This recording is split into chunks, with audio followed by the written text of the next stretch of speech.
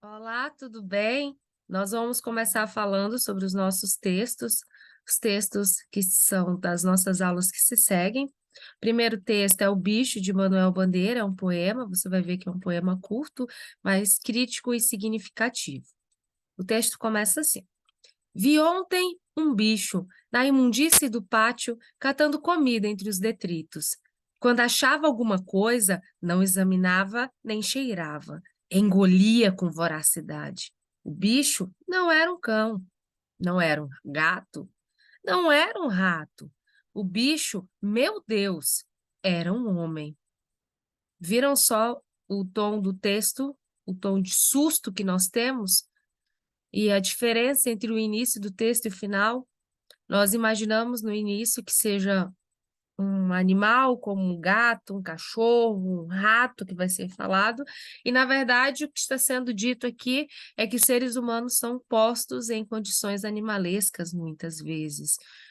E essa condição animalesca pode estar relacionada à desigualdade social, divisão de classe, a também a questões de divisões de renda, do próprio município, do próprio estado, da própria União, a própria falta de direito que algumas pessoas têm, o excesso que algumas outras apresentam ter de direito.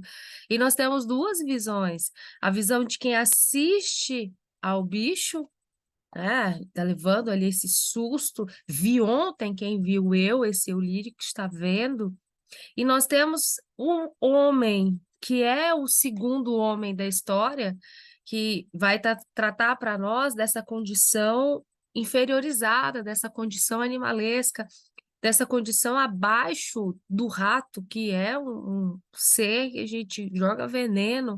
Imagina, não era um cão, não era um gato, não era um rato, o bicho, meu Deus, era um homem. Então, abaixo do rato estava quem? Um homem. Abaixo do roedor estava um homem. Muitas vezes o cão aqui é posto no texto em uma posição superior, diferente do homem, né? Observe que o texto nos leva a essa reflexão crítica sobre que homem nós estamos sendo, o homem que assiste ou o homem que está na imundície do pátio? Que homem é esse que aceita tudo sem examinar, sem cheirar? Olha a segunda estrofe: quando achava alguma coisa, não examinava nem cheirava, engolia com voracidade. Que homem é esse que não observa aquilo que faz e que apenas vai fazendo, vai fazendo, vai fazendo? Que homem é esse que aceita, por exemplo, que a tecnologia fala, o que as fake news dizem, como se fossem verdade, engole goela abaixo, sem uma examinação, sem uma investigação? Que homem é esse que se coloca na condição de bicho quando, por exemplo, precisa chamar a atenção de alguém, precisa ser posto em evidência? Então, o texto de Manuel Bandeira tem camadas profundas. Apesar de ser escrito no século XX, apesar de ser um poema pequeno, é plurissignificativo, é subjetivo, é conotativo e tem camadas que nós podemos levar em consideração aqui. As camadas do texto nos levam a entender que ele não está falando apenas de alguém que está com fome, porque existem vários tipos de fome. Existe fome de ideologias, existe fome de, de chamar atenção, existe fome de amor, existe fome de carinho, existe fome de igualdade, existem vários tipos de fomes. E existe aqui um homem que está com fome. E essa fome é o quê? É aquilo que o guia a fazer determinadas atitudes que são consideradas inimagináveis. O homem que engole com voracidade, não examina, não cheira, só desce com ela abaixo. O homem que não é um cão, não é um gato, não é um rato. O homem que está na condição inferior, olha só, que se coloca numa posição inferior por conta da aceitação, por conta da fome que está sendo empregada sobre ele.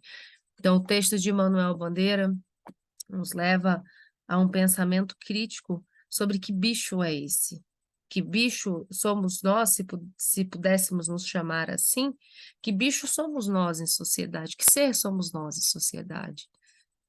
Na nossa família, na nossa sociedade, falando do direito agora, enquanto aluno, enquanto docente, enquanto parte do direito em si. Quem somos nós? Quem poderemos ser nós quando lidamos, então, com essas situações do dia a dia que podem nos levar a engolir as coisas com voracidade, a não prestar atenção?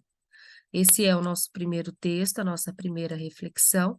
A nossa segunda reflexão agora, José, de Carlos Drummond de Andrade, e o texto começa assim.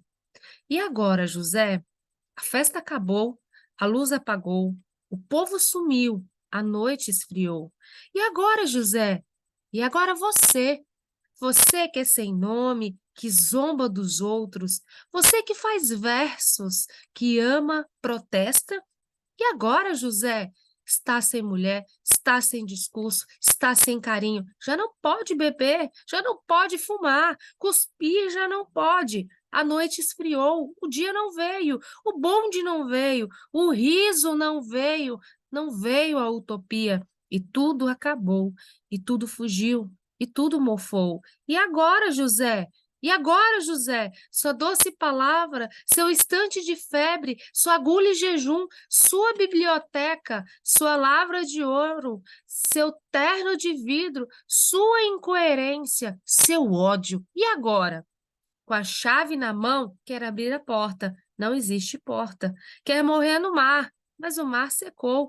Quer ir para Minas, Minas não há mais. José, e agora? Se você gritasse, se você gemesse, se você tocasse a valsa vienense, se você dormisse, se você cansasse, se você morresse. Mas você não morre. Você é duro, José. Sozinho no escuro, qual bicho do mato, sem teogonia, sem parede nua para se encostar, sem cavalo preto que fuja a galope, você marcha, José. José, para onde?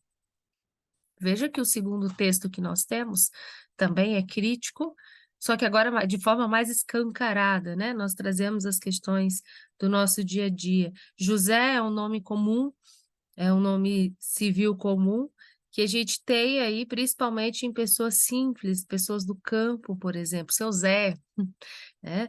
Seu Zé da farinha, seu Zé do pão. A gente fala assim, porque existe uma espécie de conexão quando a gente diz José.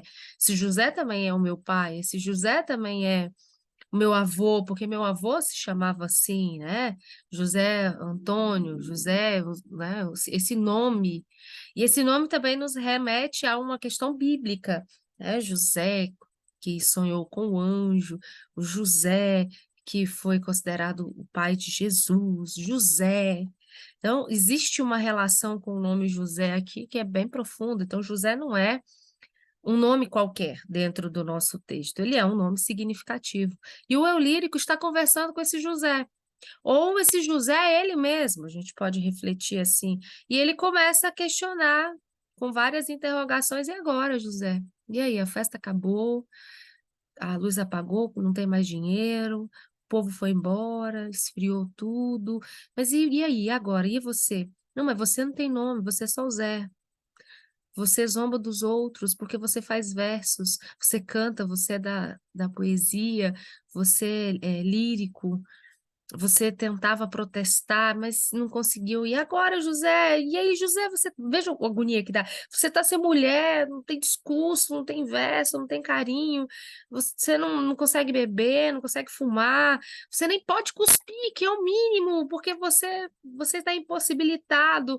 E a noite veio, e a noite é fria, mas essa noite fria trouxe o fato do bonde não ter vindo, trouxe também o fato da utopia, os seus sonhos não vieram e tudo acabou.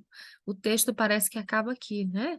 E tudo acabou, e aí tudo fugiu, tudo não está mais na sua mão, mofou, o que você tinha não dá mais para usar, sua doce palavra, seu instante de febre, aquele momento em que você tinha para poder falar, para pedir ajuda, agora já não tem mais. Acabou, incoerente agora, porque o que você deseja não é o que você tem.